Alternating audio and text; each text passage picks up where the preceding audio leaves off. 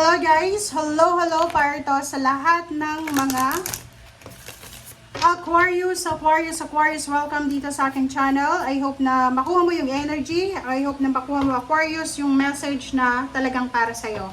So, these two cards ay nagsasabi sa'yo na do some research and spring. So, maybe merong mga Aquarius na yon balak pumunta ng ibang bansa, gusto magkaroon ng baby, gustong bumili ng bahay, gustong magrenta ng bahay, gustong bumili ng appliances, ng sasakyan, or kung ano pa man na gusto niyang gawin. So, dito sinasabi na kailangan mo daw ng maraming information. Kailangan mo mag-research, kailangan mo ng bagong impormasyon sa kung ano yung sitwasyon. Okay? Bago ka gumawa ng desisyon, okay? Bago tayo gumawa ng desisyon, look into it further before proceeding, before making action. Dapat pag-aralan mo muna. Spring, kung ikaw ay nasa bansa na may spring season, sinasabi ng barahan na during spring season, yung desires mo daw, yung mga wishes mo, ay mamamanifest siya in favor sa'yo. Okay?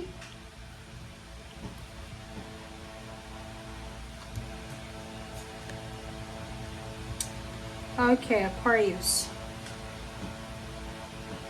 Tingnan natin sa second deck mo, sorry. Okay, alam mo yung mga barahan nyo, Aquarius, tumatalon talaga.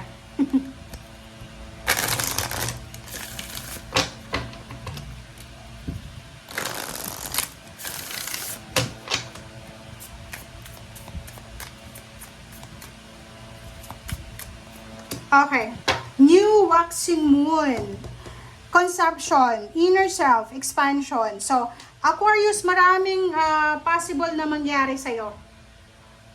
Okay? Maraming posible na mangyayari sa'yo. Unang-una, conception, marami kang bagong ideas na, yung bagong ideas na papasok sa isip mo.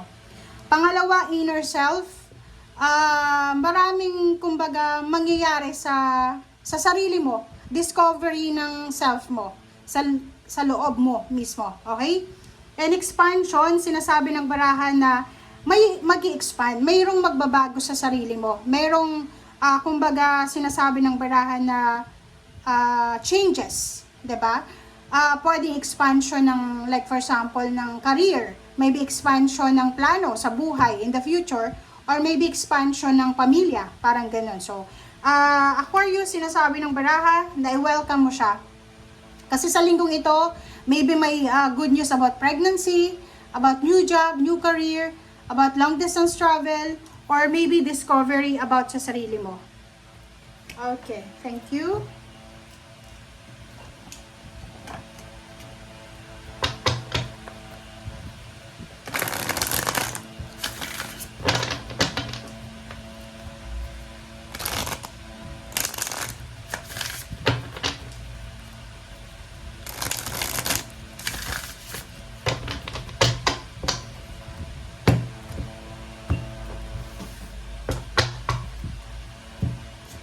Okay, perspective number 12, Archangel Chamuel. So yung perspective card na yan, Archangel Chamuel, sinasabi ng barahan na there's a better way.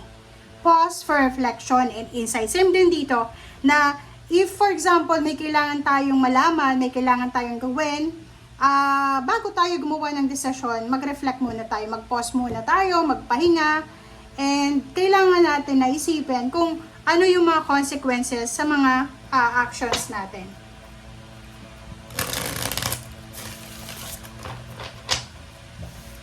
Okay.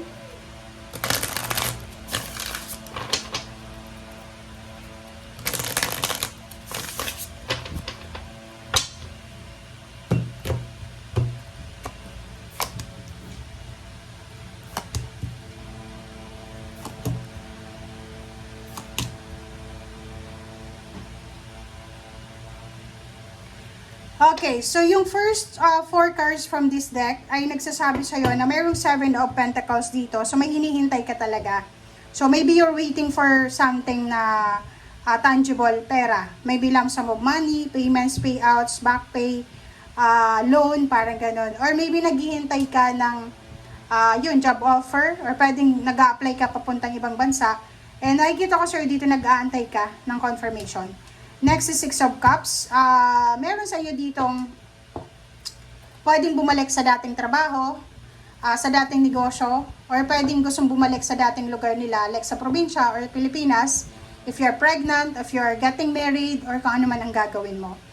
3 of Pentacles, business, blossoming abundance. So, meron kang plano. Sa linggong ito, ang nakikita ko sa inyo, meron ditong Aquarius na nagpaplano siya ng piggery, poultry, or any livestock na businesses. So, nakikita ko yung business ideas dito.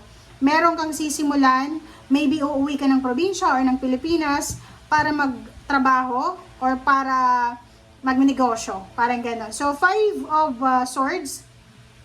Sinasabi ng barahan ng 5 of Swords sa'yo na ano man itong plano mong ito, wag mo itong babaguhin na. Okay? Wag mong i-give up yung plano na yan. Yung plano na yan ay kumbaga nakatadhana yan na pumasok sa isip mo, sa intuition mo, sa instinct mo. So, ibig sabihin, nakatadhana talaga yan na kailangan mong gawin. Okay? And sa ilalim mo is Tower. Meron sa inyo ditong medyo natatakot kayo sa Tower moment. Okay? Or maybe for the past few months or years, nasa Tower moment yung situation nyo. But don't worry, kasi yung mga pain and heartaches mo na yan, ay posibleng may recovery na yan. So, wag kang matakot. Like for example, kung dati kang nasaktan sa love life, na loko, na scam, sa money, sa trabaho, na traidor. Yung halimbawa, Aquarius, yung mga negative na experiences natin sa buhay, hindi yan rason para maging katulad nila tayo, maging bad tayo. So, wag kang patatalo doon sa mga negative na experiences mo and gayahin mo yung iba na maging masama. No. Yung mga bad experiences mo, dapat gawin mo siya as inspiration or as parang stepping stone para maging, kumbaga, hindi ka katulad ng mga taong nanloko sa'yo. Parang ganun. Ito siya. Protectionan mo yung puso mo. Protect your dreams, protect your peace. Okay? Hangman and 4 of Swords, sinasabi ng baraha na yon, pause, perspective, Archangel Chamuel. If hindi ka sigurado, mag-pause ka muna. If alam mo na kailangan mong pag-isipan, wag kang gagawa ng desisyon. Napaka-importante, Aquarius, yung pagpapahinga, yung reflection, yung prayer, yung meditation. Yun yung pinaka-importante sa'yo sa linggong ito. Kasi kailangan mong iwasan yung pagiging aggressive. Yun nga, do some research, pause for reflection, ganun din, ihang muna, i-delay muna kung hindi ka sigurado. Okay? Thank you guys. Bye!